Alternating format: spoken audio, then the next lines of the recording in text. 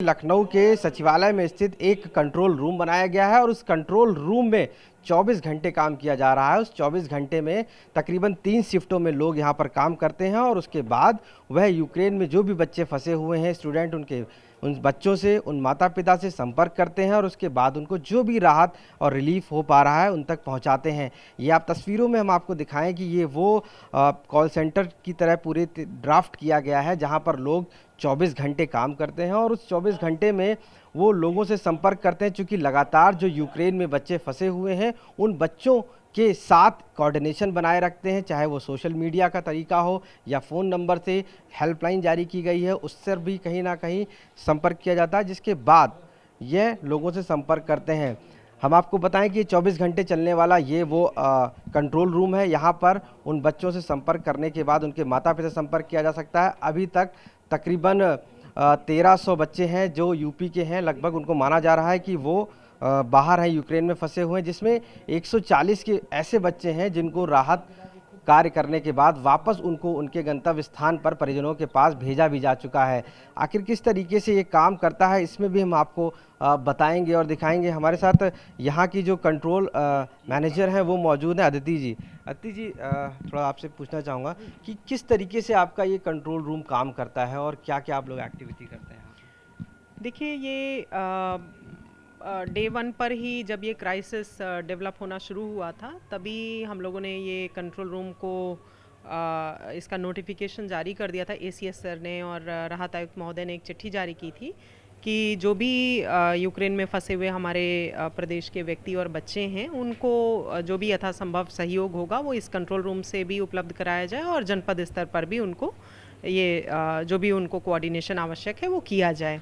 तो उस दिन से ही लगातार ये लगभग 15 की संख्या में हर एक शिफ्ट में यहाँ पर लोग रहते हैं और 24/7 ये संचालित है 24 तारीख से ही। और आज तक हमने लगभग बड़ी संख्या में जो डेटा है, स्टूडेंट्स का भी कॉल आता है, उनकी फैमिली मेम्बर्स के भी कॉल्स आते हैं हमारे पास।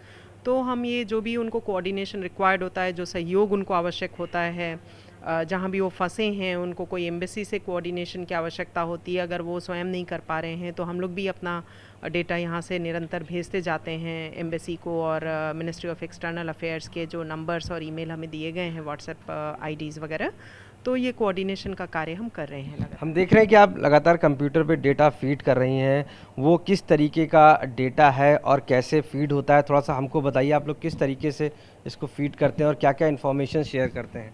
देखिए, हमारे पास बच्चे भी सीधे कॉल कर रहे हैं, जो यूक्रेन से बच्चे जो हैं वहाँ पर लोग जो फंसे हुए हैं वो भी कॉल कर रहे हैं।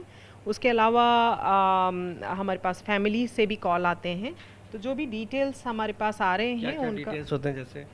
जैसे वो कहाँ के निवासी हैं, उनका यूक्रेन का नंबर क्या है, वो कौन से सिटी में है, वहाँ पर उनका क्या लोकेशन है, उनका पासपोर्ट नंबर क्या है, ये सब डिटेल्स हम पूरा, ईमेल क्या है, उनके व्हाट्सएप नंबर्स क्या हैं, ये सारे डिटेल्स हम लेते हैं।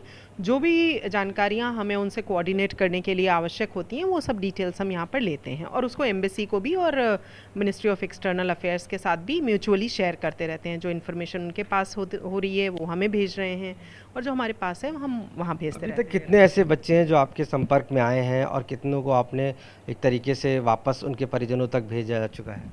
हम पूरा लिस्ट कर रहे हैं। बड़ी संख्या में बच्चे हैं हमारे प्रदेश के, लगभग 1000 से अधिक बच्चे हैं जो वहाँ पर हैं। तो उनका पूरा डेटा कलेक्ट करके और उनको जो भी सहयोग है हम निरंतर कर रहे हैं। और हमारे डिस्ट्रिक्ट एडमिनिस्ट्रेशन के लोग भी जा कर के, आप उधर देखेंगे जैसे सारे उनके घरों में भी विज़िट किया जा रहा है। आप उस कंप्यूटर पे देखेंगे तो उनके फ़ोटोग्राफ्स आप देख सकेंगे। ये देखिए यहाँ पर जो है, आप ये देखिए, ये कंप्यूटर में फ़ोटोग्राफ्स आप देख सकेंगे। जो डिस्ट्रिक्ट एडमिनिस्ट्रेशन के लोग उनके घरों में जाकर विज़िट कर रहे हैं, हैंड होल्डिंग कर रहे हैं, जो भी रिक्वायरमेंट है वहाँ पर उन लोगों को, आवश्यकताएँ हैं जो बच्चों को या उनके पेरेंट्स को, वो कोऑर्डिनेशन की सारी आवश्यकताएं हम उनके डोर स्टेप पर देने की कोशिश कर रहे हैं। अति हम लोग देख रहे हैं लगातार सोशल मीडिया पर वीडियोस आ रहे हैं और लोग कह रहे हैं कि हमारी एम्बेसी हेल्प नहीं कर रही है और हम पहुंच नहीं पा रहे हैं, लगातार वो मिनिस्ट्री से हेल्प की गुहार कर रहे हैं। तो ऐसी सिचुएशन में आप लोग कैसे टैकल करते हैं, उन बच्चों से कैसे संपर्क करते हैं, क्योंकि वो वीडियोज़ तो हमारे पास भी आ जा रहे हैं, आम आदमी के पास भी पहुँच रहे हैं? देखिए, जो भी डिस्ट्रेस कॉल है उसको बहुत ही इफ़ेक्टिवली हम यहाँ पर हैंडल करते हैं, एंड टू एंड सॉल्यूशन उसे देने की कोशिश करते हैं। और जहाँ भी जो भी टाई अप रिक्वायर्ड होता है, एम्बेसीज़ के बहुत सारे हेल्पलाइन नंबर जारी किए गए हैं, और मिनिस्ट्री ऑफ एक्सटर्नल अफेयर्स के toll free number, helpline numbers जारी हैं। तो ऐसा कोई भी केस नहीं है जो हम मतलब जहाँ पर उनको हेल्प नहीं पहुँचा पा रहे हैं या मदद नहीं कर पा रहे हैं। हमारे पास जो भी केस आ रहा है, हम उसे पूरी जो भी उसको आवश्यकताएं हैं उसके कोऑर्डिनेशन की, वो सारी पूरी कर रहे हैं। हमने बीच में देखा था कि कुछ बच्चे बॉर्डर पे फंस गए थे और उनका एलिगेशन था, किस तरीके से कह रहे थे कि बॉर्डर से हम आगे नहीं जा पा रहे हैं और हमारा एम्बेसी से संपर्क नहीं हो पा रहा है। यहाँ तक जो नंबर जारी किए गए हैं उन पर भी हम बात करते हैं तो बहुत अच्छा रिस्पॉन्ड नहीं आ रहा है। ऐसी सिचुएशंस में आप लोग कैसे रिस्पॉन्ड करते हैं कि बच्चों को त्वरित राहत मिले? या देखिए, मुझे ऐसा लगता नहीं है कि ऐसा कोई बहुत ज़्यादा केओस हुआ कहीं पर या कुछ ऐसी मुश्किल आई बच्चों को। और अगर कोई मुश्किल आई भी तो मिनिस्ट्री के, एम्बेसीज़ के सारे नंबर सदैव, हम लोगों ने तो जब भी फ़ोन किए सारे नंबर्स एक्टिव मिले, सारा रिस्पांस हमें मिला। और अगर उन्हें कई बार अगर हमारे थ्रू उनको जाने की आवश्यकता महसूस हुई तो हमने उनका कोऑर्डिनेशन अपने जो हमारे कॉल सेंटर के थ्रू और हम लोगों के थ्रू जो हो सकता था, रिलीफ कमिश्नर सर 24/7 सिचुएशन को लगातार मॉनिटर करते रह रहे हैं। एसीएस सर लगातार इसको मॉनिटर कर रहे हैं। तो ऐसी कोई मुश्किल आई नहीं कोऑर्डिनेशन में। हम लोगों ने सारे केसेस को जितना मतलब मैक्सिमम जो सहयोग हो सकता था, जो भी सब कुछ, वो हमने उनको उपलब्ध कराया। क्योंकि अभी सिचुएशन काफ़ी टफ बनी हुई है वहाँ पर यूक्रेन और रशिया के बीच में, तो ऐसी स्थिति में जो अभी भी वहाँ बच्चे फंसे हुए हैं, आप लोग उनसे जब बातचीत कर रहे हैं तो क्या कोऑर्डिनेशन कर रहे हैं, क्या बोल रहे हैं उनसे और किस तरीके के रिलीफ दे रहे हैं? चूँकि एलिगेशन लग रहा है कि हमारे एम्बेसी से फ़ोन नहीं उठ रहा है, हम यहाँ से जा नहीं पा रहे हैं, हमारी हेल्प की जाए, प्लीज़ हमको निकाला जाए, इस तरीके का हमने भी देखे। तो ऐसी सिचुएशन में आप लोग किस तरीके से उनसे बातचीत करके प्रॉब्लम को सॉल्व कर रहे हैं? देखिए, एपेक्स लेवल से बहुत ज़्यादा संवेदनशीलता के साथ इस पूरे इशू को हैंडल किया जा रहा है, और लगातार हम जो भी आवश्यक सहयोग है वो हर एक बच्चे तक एक्सटेंड कर रहे हैं। जब स्केल थोड़ा बड़ा होता है और इस तरीके का सिचुएशन होता है तो कई बार समय उसमें लग जाना कई बार होता है, परंतु हमने सभी बच्चों तक जो भी आवश्यक सहयोग है वो सब उपलब्ध कराया है। और मतलब एम्बेसी और मिनिस्ट्री ऑफ एक्सटर्नल अफेयर पूरा लगातार मतलब हैंड होल्डिंग कर रहे हैं लोगों की। तो मुझे लगता नहीं है कोई इस तरीके का इश्यूज हैं। सोशल मीडिया पर जो वीडियोस आ रहे हैं, ट्विटर्स पे आ रहे हैं, उनके लिए भी क्या आपने कोई टीम लगाई हुई है जिससे कि वो उसको रीट्वीट कर सकें या इस तरीके से उनको रिस्पॉन्ड कर सकें? चूँकि वो मिनिस्ट्री को ट्वीट करते हैं, उसके बाद वो रिस्पॉन्ड का वेट करते हैं वीडियोज़ को।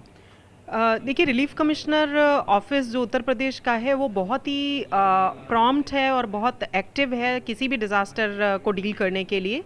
और ये यूक्रेन क्राइसिस में भी जो रिलीफ कमिश्नर ऑफिस का जो सोशल मीडिया टीम है वो लगातार जो भी एडवाइजरीज आ रही हैं, लगातार हर घंटे हर 2 घंटे में एडवाइजरीज अपडेट होती जा रही थी मिनिस्ट्री ऑफ एक्सटर्नल अफेयर की और एम्बेसीज़ की। तो वो एडवाइजरीज हमने एक प्लेटफॉर्म पर लोगों को उपलब्ध कराएं अपने हैंडल से, और सोशल मीडिया पोस्ट किए, मतलब जितना वाइड हम पब्लिसाइज कर सकते थे लोगों की मदद करने के लिए ये एडवाइजरीज, वो हम लगातार करते रहे हैं। एक बहुत महत्वपूर्ण सवाल है कि कब तक बच्चे अपने गंतव्य स्थान पर पहुंच जाएंगे आप लोगों के काम को देखते हुए? किस तरीके से आपको लगता है एक अमूमन समय?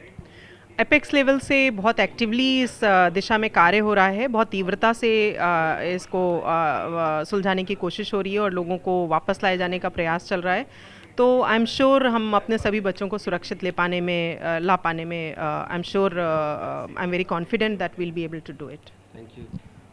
तो आपने सुना जिस तरीके से अदिति थी यहाँ की कोऑर्डिनेशन टीम की हेड है, वो साफ तौर से यूक्रेन में जो बच्चे फंसे हुए उनके लिए उत्तर प्रदेश सरकार ने यहाँ पर राहत आयुक्त कार्यालय में एक कंट्रोल सेंटर बनाया हुआ है।